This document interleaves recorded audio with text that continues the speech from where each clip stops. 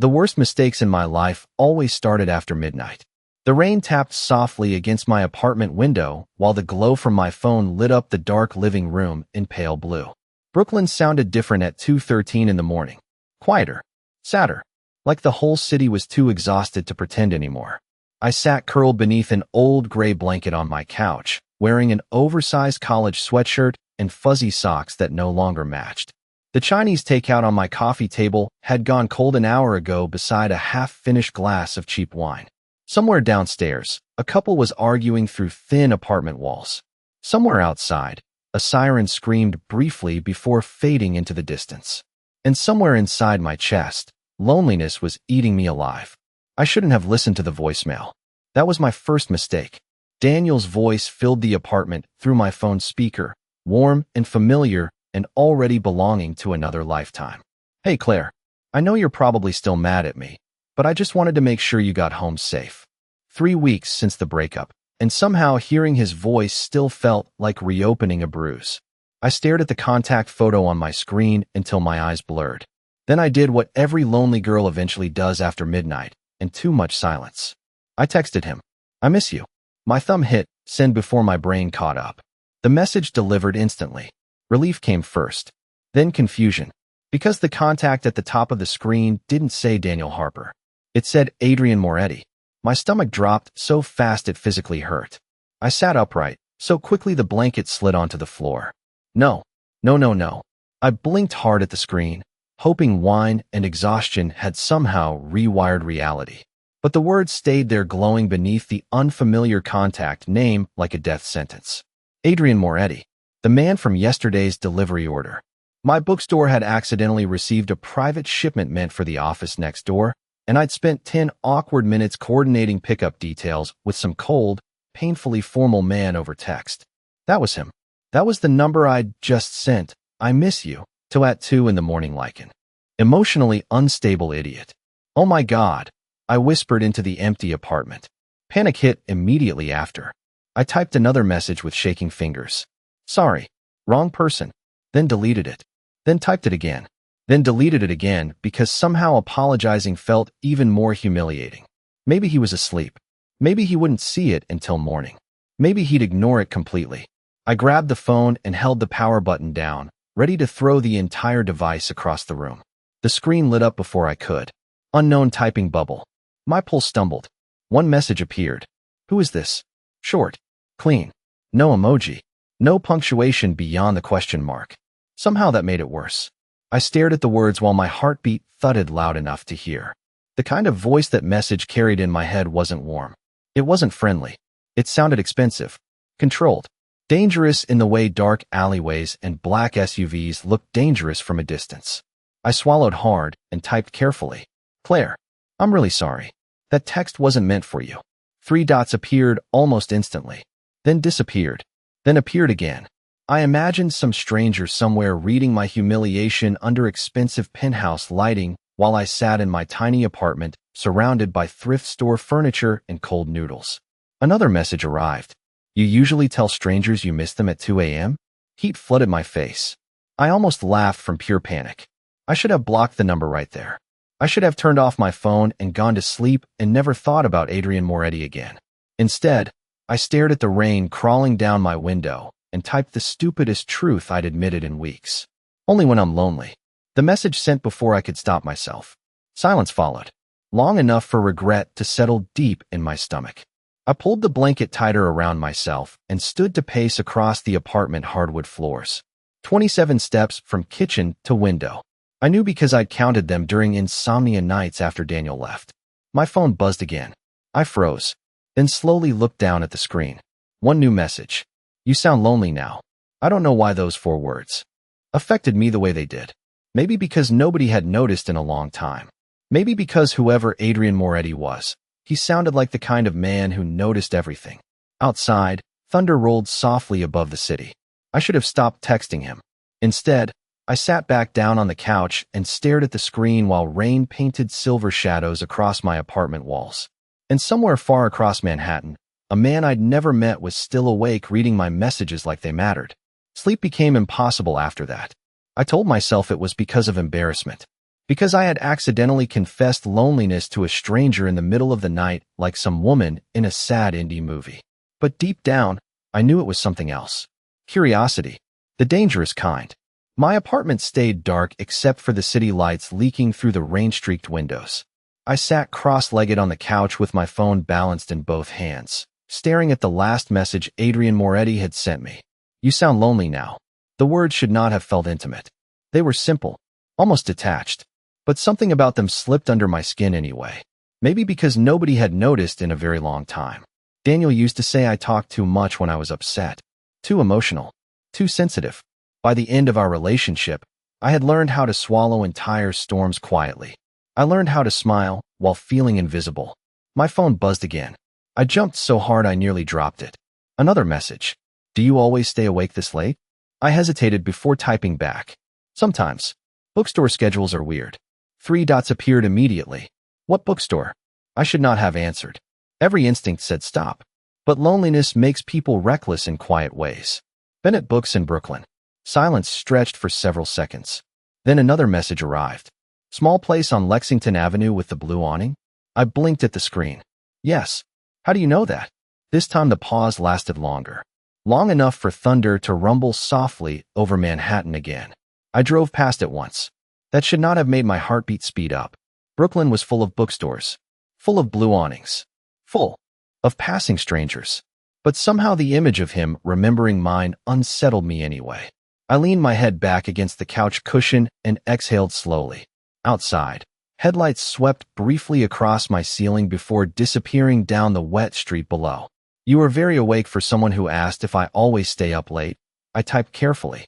The reply came almost instantly. "I do not sleep much." Something about that answer felt honest. More honest than the rest of the conversation. I imagined him somewhere high above Manhattan in some cold luxury apartment with floor-to-ceiling windows and expensive whiskey untouched beside him. The kind of man who wore dark suits naturally. The kind of man who looked dangerous even sitting still. My thumb hovered above the keyboard. Why not? I regretted the question immediately after sending it. Too personal. Too familiar. But Adrian answered anyway. Too many things to think about. The honesty of it caught me off guard. I smiled faintly despite myself. I know the feeling. Another pause. Then my phone rang. I stared at the screen in horror. Incoming call. Adrian Moretti. My pulse slammed hard against my ribs. No sane woman answers that call. Claire, I told myself. Which was exactly why I did. Hello. My voice came out softer than intended. There was a brief silence on the other end. Then his voice reached me for the first time. Low. Smooth. Controlled in a way that made my stomach tighten unexpectedly. You sound tired. I swallowed hard and curled the blanket tighter around my legs. You sound different than I expected. A quiet sound almost like amusement. Is that good or bad? I have not decided yet. Rain tapped steadily against the windows while silence settled between us again. Not awkward. Somehow worse. Comfortable. I hated that immediately. You should probably stop talking to me, I said softly. Why? Because I do not know who you are. Because men with voices like yours usually come with warning labels. Because something about you already feels complicated. Instead, I whispered, because this started by accident. His breathing remained calm on the other end of the line. Most dangerous things do. The words settled heavily in my chest. I looked down at the chipped black nail polish on my fingers while my heartbeat slowly lost its rhythm. You always talk like that, I asked quietly. Like what? Like you are in a movie nobody survives. Another small pause. Then finally, softly. Maybe I just have insomnia, Claire. Hearing my name in his voice did something strange to me. Warm and unsettling all at once. I closed my eyes briefly. This was insane. Completely insane. I was talking to a man I did not know at nearly 3 a.m. while rain drowned Brooklyn outside my apartment. And somehow, for the first time in weeks, I did not feel alone. The call lasted 47 minutes. I knew because I stared at the microwave clock the entire time like it could remind me this was real. Most of the conversation should have felt meaningless. Small things. Coffee orders. Sleepless nights. Favorite books. The kind of details strangers exchange when they never expect to matter to each other again. But somehow every word from Adrian felt heavier than normal conversation. Deliberate. Like he measured silence before speaking. Like he chose words carefully because he was used to people listening when he talked. So let me understand this, he said softly at one point.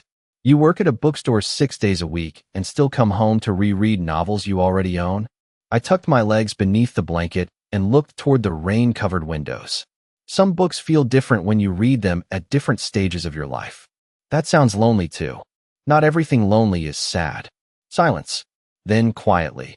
That might be the most interesting thing anybody has said to me in years. I smiled before I could stop myself. That was the dangerous part. Not his voice. Not the late-night phone call. The fact that talking to him felt easy. Too easy. By the time we hung up, it was almost 4 in the morning. You should sleep, Claire, Adrian murmured quietly. The low sound of his voice through the speaker settled strangely against my skin. You too. A pause followed. Long enough to feel personal. Maybe tomorrow, he finally said. Then the line disconnected. I stared at the dark phone screen. Afterward, for a full minute, my apartment suddenly felt too quiet again. The kind of silence that presses against your chest. I hated how quickly I already missed hearing his voice. The thought alone should have terrified me. Instead, I fell asleep holding my phone against my stomach like a teenager with bad judgment. Morning arrived gray and cold. Brooklyn looked washed clean after the storm, the sidewalks still shining damp beneath weak sunlight. I dragged myself to Bennett Books running on barely 3 hours of sleep and entirely too much caffeine. The little bell above the shop door chimed softly as I unlocked it at 8:30 sharp. Old paper and coffee greeted me instantly. Comforting. Familiar. Safe. Unlike the man still sitting somewhere inside my thoughts. You look terrible, my coworker Mia announced 20 minutes later while stacking new arrivals near the front display. Thank you. Your support means everything to me. She narrowed her eyes immediately. No, that is not exhaustion. That is either emotional damage or a man. Heat crawled into my face before I could stop it. Mia gasped dramatically loud enough to scare a customer browsing travel guides. Oh my God, it is a man. It is not a man. Claire Bennett, you blush once every presidential election. Talk. I focused very hard on organizing bookmarks beside the register. I accidentally texted someone last night. An ex. Worse. Married. No, I swallowed carefully. Rich. Mia blinked. That was not the answer I expected. Neither was the rest of it. I did not tell her about the phone call, or Adrian's voice, or the strange ache sitting beneath my ribs all morning. Because saying it out loud would make this real. And deep down, I still wanted to pretend last night had been some weird insomnia-fueled hallucination. My phone buzzed in my apron pocket around noon. One vibration, then another. My stomach tightened instantly. I already knew who it was before checking. Adrian Moretti, have you slept at all today? I stared at the screen too long. That face, Mia whispered dramatically from across the counter. That is absolutely a man. I ignored her and typed carefully. I am at work. A reply arrived almost immediately. I know. Cold spread slowly through my chest. I looked up automatically toward the bookstore windows facing Lexington Avenue. Morning traffic rolled steadily past. Pedestrians carried coffee cups beneath coats and scarves. Nothing unusual. Still, my heartbeat lost rhythm. You know? Another message appeared. You mentioned your schedule last night. Relief hit first, then embarrassment for immediately assuming something worse. I exhaled quietly. Right. Sorry. 3 dots appeared, then vanished, then appeared again. You apologized too much, Claire. I should not have smiled at that. But I did. Softly. Stupidly. Mia saw it immediately and pointed at me like she had discovered evidence in a murder case. You are smiling at your phone. Please go shelf something. Who is he? Nobody. But even as I said it, another message arrived. Eat lunch today. You sound like someone who forgets. My fingers paused above the screen while warmth spread unexpectedly through my chest. Nobody had reminded me to eat in a very long time. Outside the bookstore windows, Manhattan traffic moved normally beneath pale winter sunlight. Inside, my pulse quietly betrayed me. Because somewhere between midnight and morning, a stranger had started feeling dangerously familiar. Loneliness feels different once somebody notices it. That was the problem. Before Adrian, my life had been painfully predictable in the safest possible way. Morning coffee from the corner deli. 8-hour shifts at Bennett Books. Microwave dinners. Falling asleep with television reruns playing quietly in the background because silence felt too large some nights. It was not glamorous, but it was stable. Familiar. Then one accidental text message slipped into my life like rain through a cracked window, and suddenly everything felt slightly off balance. My phone buzzed 3 more times before lunch. Adrian never sent long messages. That was somehow part of what made them impossible to ignore. Have you eaten yet? 30 minutes later, the weather says it might snow tonight. Then another after that. Do you always work this hard? Every message felt strangely observant, like he had been paying attention, longer than he should have. By 3 o'clock, I caught myself checking my phone between customers without even realizing it. You are smiling again, Mia accused while restocking the romance section beside me. I hate that you notice things. I notice because you spent the last year looking emotionally deceased. I laughed despite myself, but the sound faded quickly. Because she was not entirely wrong. Daniel leaving had not shattered me dramatically. It had been quieter than that. Slow. Exhausting. Like somebody gradually dimming every light in a room until you forgot brightness existed at all. Adrian somehow felt like the opposite. Not safe exactly, but awake. My phone buzzed again. Mia practically lunged across the counter. Read it out loud immediately. I angled the screen away from her. Absolutely not. That means it is good. Heat crawled up my neck as I opened the message. Tell me something honest, Claire. My pulse stumbled unexpectedly. I stared at the words while customers drifted quietly through the bookstore around me. Outside, gray clouds rolled low over Brooklyn, threatening snow exactly like Adrian predicted. What kind of question is that? I typed carefully. The reply came immediately. The kind that matters. I should not have answered him honestly. But honesty felt easier with strangers sometimes. Maybe because they had no version of you to compare against. I looked down at the register counter while my fingers moved slowly across the screen. Honestly, I think I forgot what it feels like to matter to someone. Silence followed. Longer this time. Long enough that regret slowly started curling in my stomach. Then finally, one message appeared. Whoever made you feel that way was a fool. My throat tightened unexpectedly. It was ridiculous how much those words affected me. Ridiculous that a man I had known less than 24 hours somehow sounded kinder than the person I had dated for 3 years. I swallowed hard and locked my phone before I could think too much about it. That expression, Mia whispered dramatically. That is not texting. That is emotional corruption. You need hobbies. And you need to marry whoever is making you blush like this. I rolled my eyes, but warmth still lingered beneath my ribs all afternoon. By closing time, snow had started falling softly over the city. Tiny white flakes drifted beneath glowing streetlights, while Brooklyn traffic crawled slowly through slush-covered intersections. I wrapped my scarf tighter around my neck while locking the bookstore door. The cold bit immediately against my cheeks. My phone buzzed the second I stepped onto the sidewalk. Are you walking home? I frowned at the screen. Yes. Why? Snow is getting heavier. Take a cab. I looked upward automatically. The snowfall had thickened, but not enough to justify concern. You sound paranoid. 3 dots appeared instantly. Careful. I might take that personally. I smiled before I could stop myself and started walking toward my apartment anyway, boots crunching softly through fresh snow. The city looked softer during storms. Quieter. Like Manhattan and Brooklyn temporarily forgot how loud they usually were. Halfway home, my phone rang again.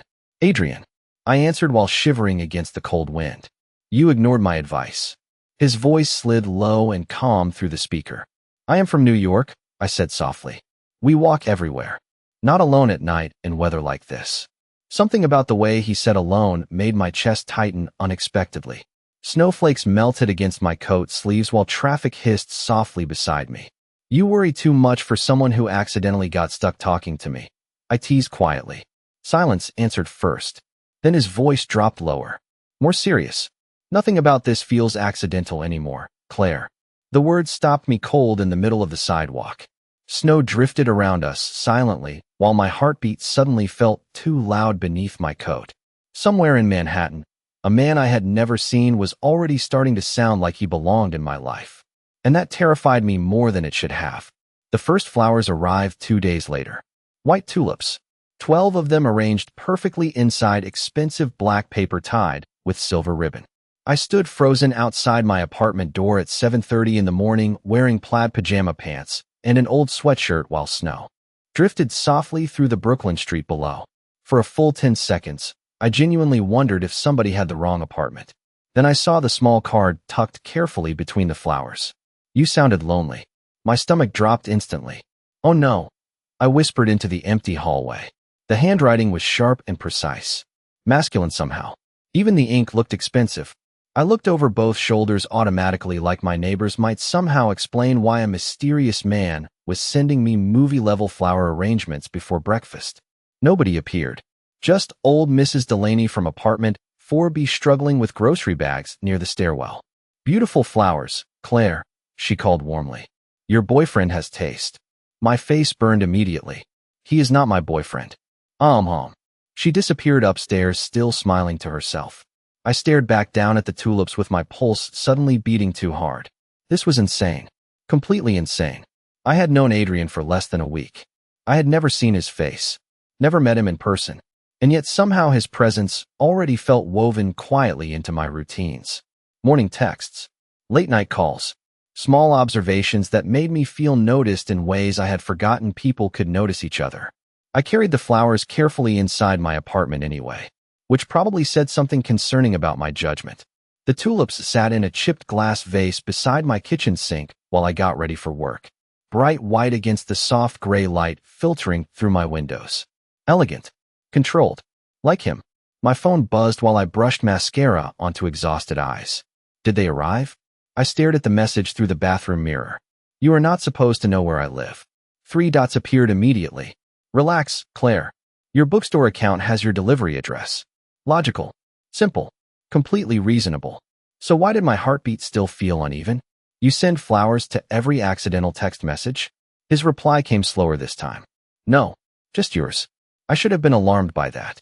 Instead, warmth spread embarrassingly fast through my chest. At Bennett Books, Mia spotted the flowers immediately because of course she did. Oh my God. She clutched the counter dramatically. Those are rich man flowers. I laughed despite myself while unwrapping my scarf. What exactly does that mean? It means somebody spent over $100 apologizing for emotional eye contact. I shook my head, but my smile betrayed me instantly. You like him, Mia accused softly. The words landed harder than they should have, because I did not know how to answer honestly. Like was too small for whatever this strange thing was becoming. Adrian did not flirt constantly. He did not overwhelm me with compliments or charm. Somehow it was worse than that. He listened. He remembered things. Tiny things. Which tea I bought during breaks.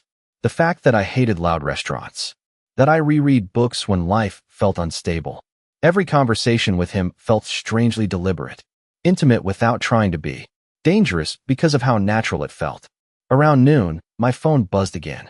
Are the flowers distracting you from work? I glanced automatically toward the vase Mia had already placed beside the register like a trophy. Maybe. Good.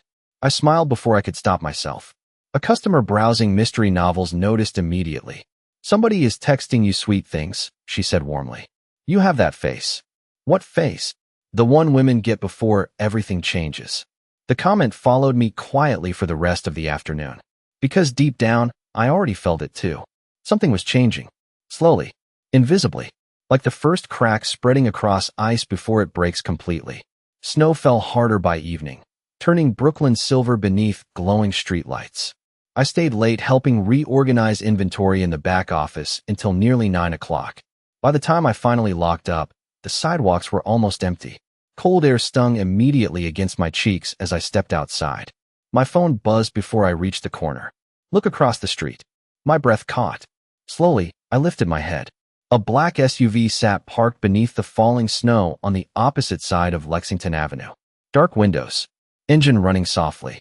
My pulse stumbled violently against my ribs. Another message appeared. Get in before you. Freeze, Claire. I could not breathe for a second. Somewhere behind those tinted windows sat the man whose voice had been living inside my head for days. The man who sent flowers because I sounded lonely. The man who somehow noticed everything. Snow drifted silently around me while my heartbeat turned dangerously unsteady. And for the first time since this all began, Adrian Moretti no longer felt like just a voice through my phone. He felt real. My first thought was that I should run. Not because Adrian had threatened me. He had not. Not once. But because every survival instinct I had spent 26 years developing suddenly started screaming all at once. Men like him did not belong in my world. Men who sent black SUVs instead of taxis. Men who somehow turned silence into pressure without even raising their voices. Snow drifted softly around me while headlights reflected off wet pavement in pale silver streaks. Another text appeared on my screen. "You are freezing, Claire." The strange thing was that he sounded more concerned than controlling. Somehow that made it worse. My pulse hammered painfully against my ribs while I stared at the SUV across the street. The windows were tinted dark enough to hide everything inside. Anonymous. Intimidating. Expensive. I looked around instinctively as if Brooklyn itself might give me advice. A couple walked past bundled in scarves without noticing me. Traffic rolled slowly through the intersection nearby. The city kept moving normally while my entire nervous system quietly collapsed. My phone buzzed again. "I will leave if you want me to." That message stopped me completely. No pressure. No command. Just a choice. Which somehow felt more dangerous than if he had demanded anything at all. I swallowed hard, tightened my scarf against the cold wind, and crossed the street before I could change my mind. Snow crunched softly beneath my boots while the SUV door opened automatically before I reached it. Warm air spilled out instantly, carrying the faint scent of leather and cedar. My heart stumbled violently. Then I saw him for the first time. Adrian Moretti looked exactly like the kind of mistake women warned each other about in whispered conversations. Dark hair brushed neatly back from his forehead. Sharp cheekbones. Strong jaw. Expensive black wool coat over a charcoal suit that probably cost more than my monthly rent. But none of that was the real problem. It was his eyes. Calm. Steady. Dark enough to look almost black beneath the dim interior lighting. The kind of eyes that noticed too much. "Hi," I managed softly. Adrian looked at me for one long second before speaking. "You came." His voice sounded even deeper in person. Smooth enough to wrap around my heartbeat and ruin it completely. I slid carefully into the back seat, suddenly hyper-aware of everything. The warmth inside the SUV. The soft instrumental music playing quietly through hidden speakers. The snow melting slowly against my coat sleeves. Adrian sat beside me rather than across from me, though not close enough to touch. Controlled distance. Controlled everything. "You should not look so surprised," he murmured. "You have been talking to me for days." Talking is different. One corner of his mouth lifted slightly. Not quite a smile. Worse somehow. "Is it?" The driver pulled smoothly away from the curb before I could answer. Panic flickered instantly through my chest. "Wait. Where are we going?" Adrian glanced toward me calmly.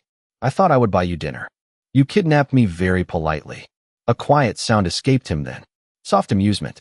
The first real sign that he was human and not some perfectly tailored storm disguised as a man. "Claire," he said gently, "you can ask me to stop the car whenever you want." The terrifying part was that I believed him. I studied him carefully while city lights moved across his face in passing flashes. He looked older than I originally imagined. Early 30s maybe. Not because of wrinkles. Because of the exhaustion hidden beneath his composure. Like sleep had not found him properly in years. "You look disappointed," he observed quietly. Heat crawled immediately into my cheeks. "I am not disappointed." "Relieved then." I looked down at my gloved hands instead of answering. Because yes. Relieved. Adrian Moretti sounded dangerous over the phone. In person, he somehow felt worse. Not. Because he seemed cruel. Because he seemed controlled. Men who lost control were predictable. Adrian felt like the opposite. Every movement measured. Every glance deliberate. "You are staring," he murmured. "You sent flowers to my apartment and waited outside my job in a snowstorm." His expression barely changed. "Fair." I laughed unexpectedly. The sound escaped before I could stop it. Adrian went completely still afterward.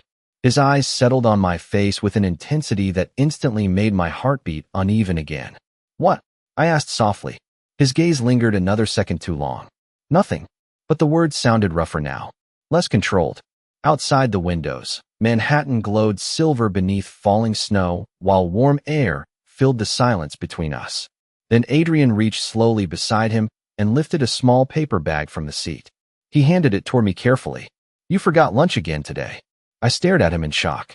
Inside the bag sat my favorite turkey sandwich from the deli beside Bennett Books. Extra pickles. No tomatoes. Exactly how I ordered it every afternoon. My throat tightened instantly. "How did you know that?" Adrian leaned back slightly, eyes still fixed on mine. "I pay attention to things that matter to me."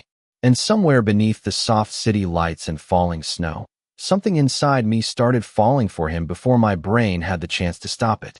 The restaurant looked nothing like places I normally entered.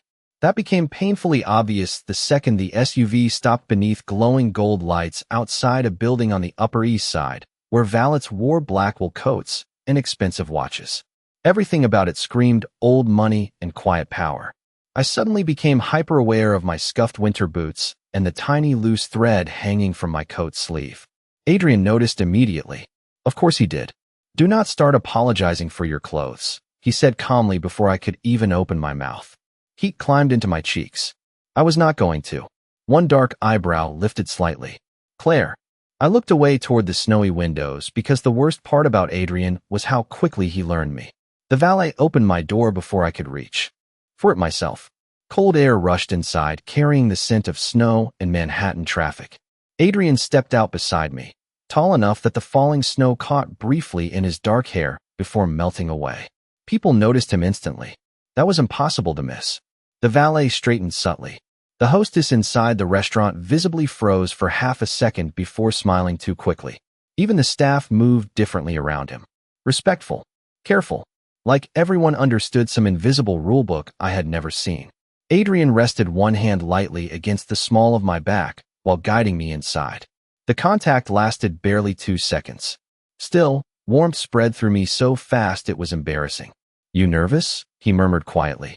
"A little." "Why?" I glanced around the restaurant with its dim candlelight and crystal glasses and people dressed like they belonged on magazine covers. "Because everybody here looks expensive." A soft sound escaped him again. That quiet, almost laugh I was beginning to realize happened only around me. "You say strange things. You send surveillance-level flower deliveries." "Fair." He led me toward a private corner booth near the windows overlooking snow-covered Manhattan streets below. The city lights blurred softly against the glass while jazz music drifted quietly through the restaurant. Everything felt warm, elegant, controlled, like stepping directly into Adrian's world. A waiter appeared almost immediately. "Good evening, Mr. Moretti." Adrian barely glanced at the menu before ordering wine and something in Italian too smooth and fast for me to understand. The waiter nodded instantly and disappeared. "You did not even look at the menu," I said carefully. "I own the restaurant." Of course he did. I leaned back against the booth cushion and laughed under my breath. "You are impossible to surprise." Adrian studied me quietly across the candlelight. "That is not true." "No." His gaze held mine steadily. "You surprised me." My heartbeat lost rhythm again. The dangerous thing about Adrian was not charm. It was sincerity. He said things softly enough that they slipped beneath my defenses before I realized they mattered. The wine arrived first. Rich red poured into crystal glasses that probably cost more than my electric bill. I wrapped both hands around the stem anyway because my nerves needed somewhere to go. "Can I ask you something?" I said after a moment. Adrian nodded once. "What do you actually do?" Silence settled briefly between us. Not tense. Measured. He leaned back slightly in the booth, one hand resting loosely near his glass. "Business." I stared at him flatly. That is the least reassuring answer possible. Another almost smile touched his mouth. "Importing. Real estate. Investments." That still sounds vaguely criminal. Maybe I enjoy mystery. Maybe I enjoy surviving. That earned me a real reaction. Small but genuine. Adrian looked down briefly at his wine before meeting my eyes again. "You are not afraid of me." It was not a question. I opened my mouth automatically to deny it, then stopped, because honesty had become strangely easy with him. "I think I should be," I admitted quietly. The candlelight flickered softly between us while snow continued falling outside the windows. Adrian stayed very still afterward. "And yet you are here." That is the concerning part. His gaze lowered briefly toward my hands still wrapped tightly around the wine glass. "Claire." The way he said my name should not have affected me anymore. It still did. Every time. I know I can be intense. That word felt too soft for whatever Adrian Moretti actually was. But I would never make you unsafe. The sincerity in his voice hit harder than I expected. No arrogance. No teasing. Just certainty. I looked down quickly because something warm and dangerous had started growing quietly inside my chest. The waiter returned with dinner before I could answer. Pasta handmade fresh that morning. Garlic butter. Fresh rosemary. Everything smelled incredible. Adrian watched carefully while I took the first bite. Okay, I admitted after a second. That might be the best thing I have ever eaten. Satisfaction flickered briefly across his expression. Good. You look personally offended by bad food. Life is difficult enough already. I laughed again softly, and once more Adrian went quiet afterward, watching me with that same unreadable intensity that always made my pulse uneven. Outside, snow drifted endlessly through Manhattan, while candlelight softened the sharp lines of his face. And somewhere between the wine and the quiet conversation and the way Adrian looked at me like I mattered, I realized something terrifying. I was starting to forget this all began with a mistake. After dinner, Adrian drove me home himself. No driver this time. No tinted wall separating us from the world.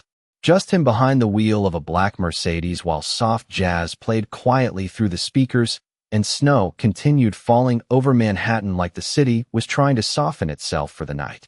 I should have been nervous sitting beside him. Instead, I found myself watching the way his hands moved on the steering wheel.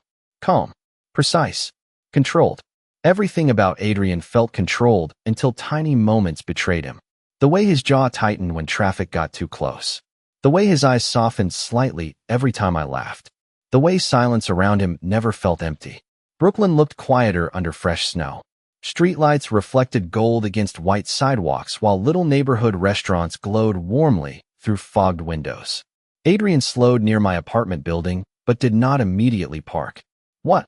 I asked softly after noticing the strange look on his face. He stared ahead through the windshield for a second before answering. I am trying to remember the last time I enjoyed an evening this much. Something inside my chest tightened painfully at the honesty in his voice. I looked down at my gloves resting in my lap, because eye contact suddenly felt dangerous. That is kind of sad, I murmured gently. A quiet laugh escaped him under his breath. Probably. The car finally pulled to the curb outside my building. Snow drifted slowly through the headlights while warm air filled the silence between us again. I should say goodnight, I thought. I should leave before this becomes something impossible. Instead, neither of us moved. Adrian rested one arm loosely beside the steering wheel while studying me with that same unreadable intensity he always carried. You are thinking too loudly, he murmured. I do not think that is medically possible. With you, maybe. Heat climbed softly into my cheeks again. It was embarrassing how easily he affected me now. 1 week ago, Adrian Moretti had been a wrong number. Now sitting beside him felt strangely natural. Dangerous and natural at the same time. Claire. My pulse stumbled immediately at the sound of my name in his voice. What? He looked at me for one long second before speaking carefully. Do you trust me? The question settled heavily between us. Honest questions always felt heavier than flirting. More intimate somehow. I looked toward the snowy apartment windows above us while trying to answer truthfully. I think I am trying to. Adrian nodded once slowly like he respected the honesty more than reassurance. Fair answer. Another silence followed. Softer this time. Then suddenly his expression changed. Subtle but immediate. The warmth disappeared from his eyes so quickly it startled me. Adrian glanced toward the rearview mirror. Every muscle in his body went still. What is wrong? I whispered. His gaze remained fixed outside. Nothing. It was a lie. Even I could hear it. A dark SUV had stopped half a block behind us. Black windows. Engine idling quietly beneath falling snow. My heartbeat started climbing instantly. Adrian. Stay calm. The calmness in his voice somehow made panic worse. He reached into his coat pocket and pulled out his phone smoothly without looking away from the mirror. Change of plans, he said quietly. You are not going upstairs tonight. Fear curled coldly through my stomach. Why? Adrian finally looked at me then. Fully. The softness from dinner was gone, now replaced by something colder. Sharper. Protective in a way that made my pulse turn uneven. Because somebody has been following us since Manhattan. Snow continued drifting silently outside, while my thoughts crashed into each other all at once. What does that mean? Adrian stared toward the mirror again briefly before answering. It means I should have been more careful. The black SUV behind us stayed parked beneath the streetlight. Motionless. Watching. I suddenly remembered every strange thing about Adrian all at once. The expensive security. The staff that feared him. The careful answers about business. My throat tightened painfully. Who are you really? I whispered. Adrian's jaw flexed once before he looked back at me. Tiredness flickered briefly beneath his composure. Not guilt. Worse. Regret. Claire, he said quietly. If I tell you the truth, you are going to stop looking at me the same way. Cold spread slowly through my chest while snow painted the city white around us. Somewhere outside the car, danger waited silently beneath glowing Brooklyn streetlights. And for the first time since meeting Adrian Moretti, I realized I might not have accidentally texted a lonely businessman after all. I might have texted the kind of man people warn stories about. For one terrifying second, I forgot how to breathe. Snow drifted quietly outside the windshield while Adrian's words settled heavily between us. The kind of man people warn stories about. My pulse hammered so hard it hurt. Adrian, I whispered carefully, what exactly are you saying? He stayed silent for a moment, watching the SUV behind us through the mirror with the same calm focus that suddenly made much more sense. Then finally he exhaled slowly and looked at me. You know the answer already. Maybe part of me did. Maybe that was why none of this had ever felt normal. The expensive security. The way restaurant staff reacted to him. The constant awareness in his eyes like danger was something he expected instead of feared. I swallowed hard. You are involved with dangerous people. Adrian held my gaze steadily. Yes. No denial. No excuse. Just honesty. And somehow that hurt worse. The black SUV behind us remained parked beneath the streetlight. Motionless. Watching. Snow gathered slowly across its hood in soft white layers. Are they going to hurt us? I asked quietly. Adrian's expression shifted instantly at the word us. Softer for half a second before the control returned. Not while I am here. The certainty in his voice should not have comforted me. It did anyway. Adrian reached for his phone again and typed a quick message one-handed without looking down. 30 seconds later, another black vehicle turned slowly onto my street from the opposite direction. Larger, darker windows. Professional looking in a way that made my stomach twist tighter. The SUV behind us immediately pulled away from the curb and disappeared down the block without a sound. Just like that. Gone. Silence filled the car afterward except for the soft hum of the heater. My heartbeat still had not recovered. Who were they? Adrian looked exhausted suddenly. Not physically. Emotionally. Like he had spent years carrying something heavy alone. People reminding me that my life is complicated. I stared at him in disbelief. Complicated. I was trying not to scare you. Adrian, I accidentally wandered into a surveillance thriller. A quiet breath, almost like laughter, escaped him despite everything. Fair. I leaned back slowly against the seat while trying to process the reality sitting beside me. Somewhere during the last week, Adrian had stopped feeling like a stranger, which made this infinitely worse. Because fear would have been easier if I did not already care about him. You should have told me sooner, I whispered finally. Adrian nodded once. I know. Then why did you not? Snow continued falling softly outside, while warm air fogged the edges of the windshield. Adrian looked down briefly at his hands resting on the steering wheel before answering. Because for the first time in years, he said quietly, I met someone who talked to me like I was normal. The honesty in his voice cracked something painfully open inside my chest. You are normal sometimes, I murmured weakly. Adrian looked at me then. Really looked at me. The cold distance from earlier was gone, now replaced by something rawer. More human. Claire, he said softly. Most people hear my name and become careful around me. His eyes held mine steadily in the dim light. You sent me a message telling me you missed me before you even knew who I was. Heat spread unexpectedly through my chest despite the fear still tangled there. That was technically an accident. Maybe. The word came low and thoughtful, like he no longer believed in accidents either. Silence settled between us again, while snow painted Brooklyn white around the car. Then Adrian reached slowly toward the center console and picked up my gloves where I had dropped them earlier. He handed them back carefully. His fingers brushed mine for barely a second. Still, warmth rushed through me instantly. Dangerous warmth. I can take you upstairs, he offered quietly. Or I can leave and never bother you again. My chest tightened painfully at the second option. Adrian noticed immediately, because of course he did. That is not what you want, he murmured. It was not arrogance. Just certainty. And somehow he was right. I looked toward my apartment building where only one dim hallway light still glowed through the snow. Safe. Familiar. Simple. Then I looked back at Adrian Moretti sitting beside me in the soft darkness. Complicated. Dangerous. Impossible to stop thinking about. You know what the worst part is? I whispered quietly. Adrian's eyes stayed fixed on mine. What? My throat tightened around the truth before I finally admitted it. I should probably run from you. His gaze softened almost painfully. But you are not going to. I shook my head once slowly. No, something shifted in his expression then. Not triumph. Something quieter. More vulnerable. Like relief had finally found him after years of searching. Adrian leaned back slightly in the driver's seat while snow continued falling outside around us. Then softly, almost like a confession, he said the words that ruined whatever distance still existed between us. Good, he murmured. Because I do not think I know how to let you go anymore.